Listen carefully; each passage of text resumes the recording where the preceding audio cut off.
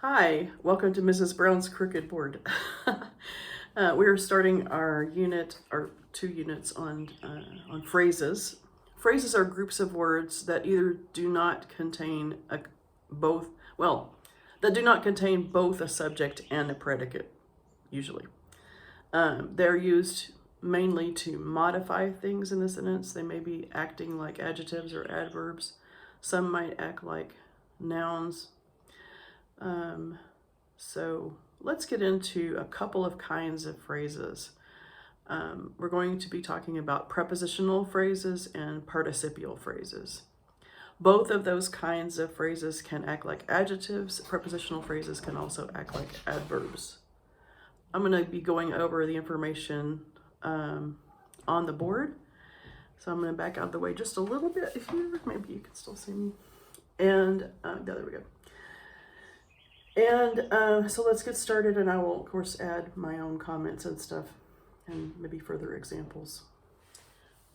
Prepositions indicate relationships between words.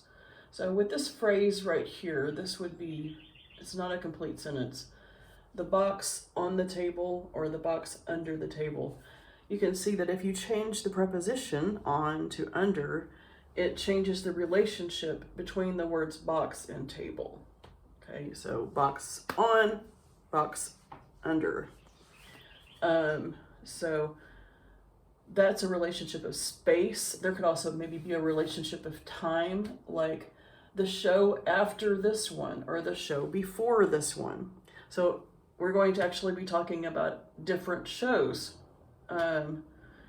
depending on the prepositions that show the relationship between this one and the show.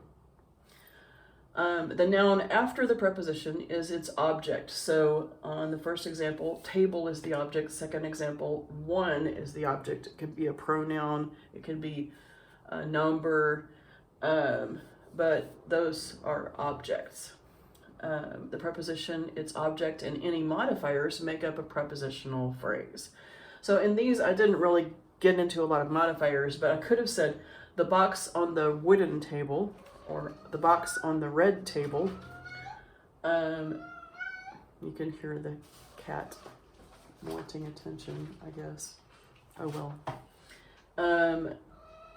The show after, you could say the show after my favorite one, or the show before lunchtime. Okay, so you can put modifiers in there,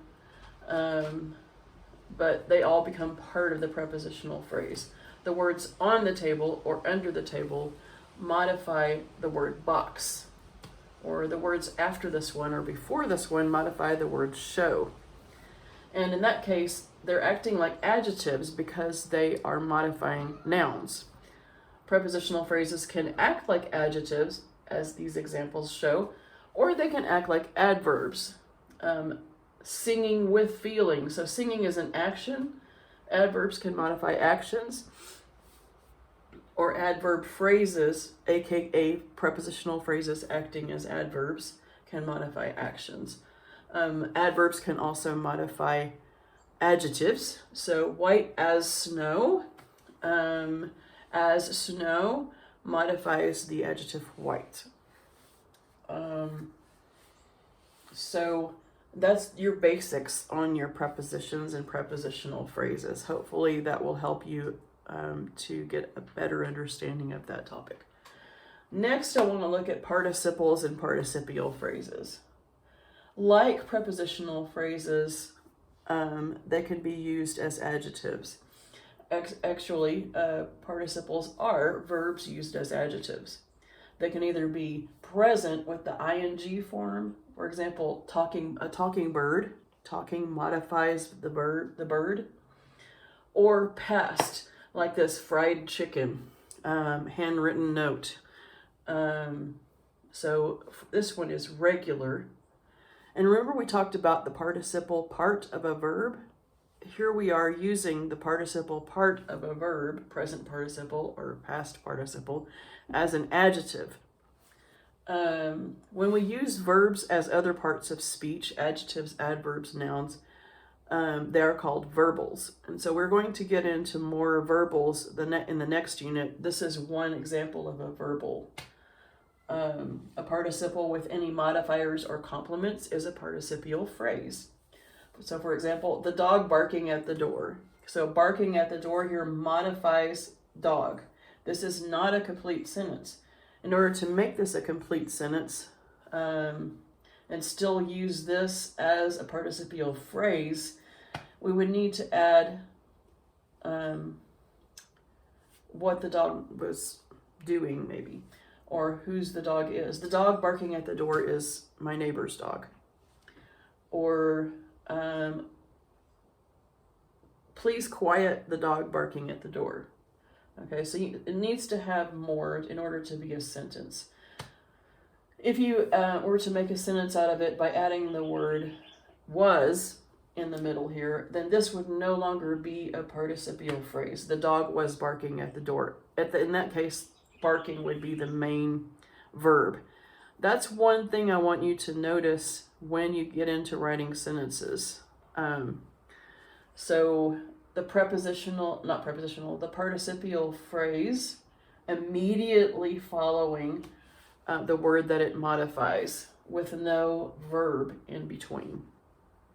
Okay, so but if you put a verb in between, like was, then you no longer have a participial phrase. Okay, so be careful about that when you get into writing sentences. The freshly laundered sheets.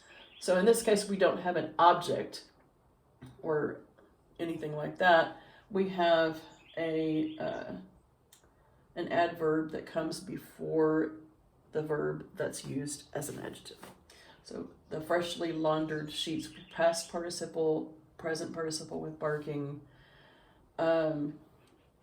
Many times, especially in stories, participial phrases or participles come at the beginnings of sentences like introductory elements. And introductory elements like that should be followed by a comma. Sighing, she got up and handed the teacher her test. So sighing here modifies the subject she, but since it is a participle, it should have a comma after it. And then seated at the head table, the new mayor felt she had arrived. So here we have the main sentence, the new mayor felt she had arrived. And we're going to describe the new mayor using a participial phrase, which I forgot to underline. Seated at the head table. Okay, so after this participial phrase, then we need a comma. We know that it's a participial phrase because at the head table tells where she's seated. It modifies the verb seated. At the head table, by the way, is a prepositional phrase. So we're using a prepositional phrase within a participial phrase to modify the verb that's being used as an adjective. And hopefully, after all the things that I've just said, you understood that whole sentence. So seated at the head table, comma, the new mayor felt she had arrived. We know that the new goes with the rest of the sentence. It doesn't go with the participial phrase. And there are times when that comma really helps us to understand where the participial phrase ends, so that if we're reading out loud, we can sound intelligent, and also so that we can have complete understanding of what we're saying. You'll probably see some examples of that in the book when we go over that in the meeting.